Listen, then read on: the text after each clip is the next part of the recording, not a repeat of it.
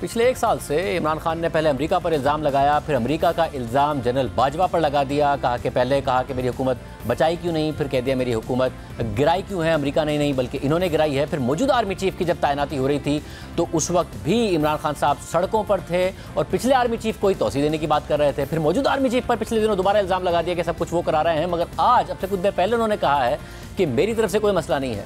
غصہ تو وہاں سے مجھے نہیں پتا کیوں۔ اب میرے خلاف ہے کون؟ ان کو تو چھوڑ دینا پی ڈی ایم کو، یہ تو ان کی تو حیثیت ہی نہیں ہے۔ آج دیکھیں میری ان سے کوئی لڑائی نہیں ہے، غصہ اس طرح سے ہے وہ مجھے ابھی تک نہیں پتا کیوں، یا آپ یقین کریں کہ مجھے نہیں پتا کیوں، کیونکہ میری اس طرف کوئی لڑائی نہیں ہے۔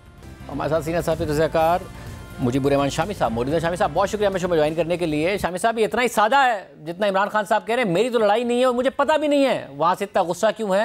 اتنا ہی معاملہ سادہ ہے آپ کے خیال میں؟ اس سادگی پہ کون نہ مر جائے اے خدا، لڑتے ہیں اور ہاتھ میں تلوار بھی نہیں۔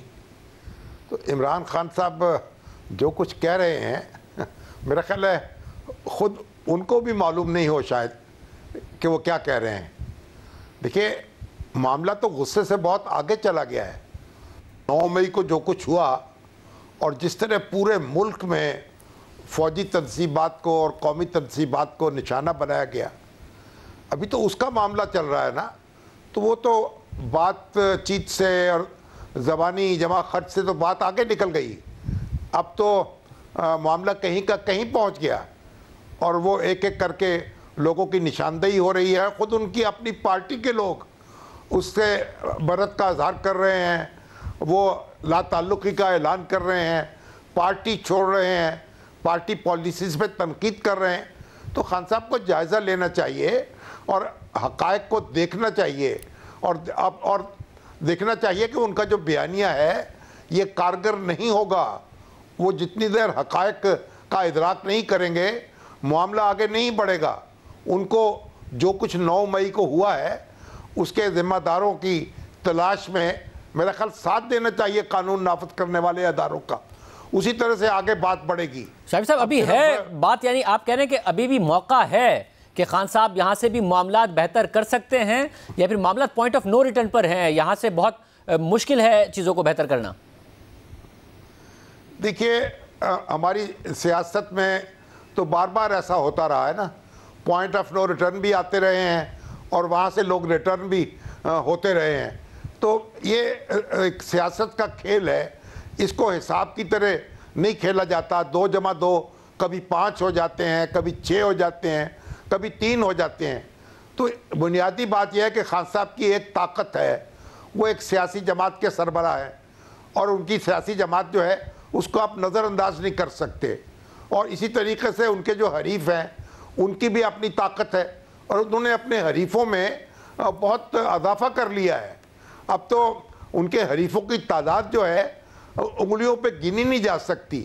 تو خان صاحب کو یہ اندازہ کرنا چاہیے، ایک تو اپنے وہ سیاسی حریف جو ہیں ان تو وہ کسی گنتی شمار میں نہیں رکھتے، اور جو غیر سیاسی حریف ہیں ان کے ساتھ جو درگت ان کی ہو رہی ہے اور جس طرح کی کارروائیاں ہو رہی ہیں وہ اس کی ذمہ داری لینے کو تیار نہیں ہیں، یا جو ذمہ دار ہیں ان کے خلاف کارروائی کرنے کو تیار نہیں ہیں، انہیں کنڈیم کرنے کو تیار نہیں ہیں۔ آج تو ڈاکٹر عارف علوی صاحب نے بھی کھلے لفظوں میں مذمت کر دی ہے اور ان سے مطالبہ کیا ہے کہ وہ بھی مذمت کریں۔ تو اس میں میرا خیال ایج پیچ کی اگر مگر کی چونکہ چنانچہ کی گنجائش نہیں ہے۔ مگر شامی صاحب ظاہر ہے آپ نے تاریخ دیکھی ہے اور یہ ہوا ہے کہ شارٹ ٹرم میں جب بھی اسٹیبلشمنٹ جیتی ہے، لانگ ٹرم میں مگر سیاسی لیڈر جیتے ہیں۔ مگر آپ کو لگتا ہے خان صاحب ابھی بھی جو ان کا کانفیڈنس ہے کہ وہ شارٹ ٹرم میں بھی اسٹیبلشمنٹ کو مات دے سکتے ہیں، لانگ ٹرم میں تو ظاہر ہے سیاسی لیڈران جیتے ہیں، وہ شارٹ ٹرم میں بھی وہ واحد لیڈر بن سکتے ہیں جو مات دے دیں؟ شاہدیب صاحب آپ نے جو بات کی نا، سیاسی لیڈر جیتے ہیں، سیاسی لیڈر جیتے ہیں، سیاست کے ذریعے جیتے ہیں، سیاسی عمل کے ذریعے جیتے ہیں، ووٹ کی طاقت سے جیتے ہیں، عوام کی طاقت سے جیتے ہیں۔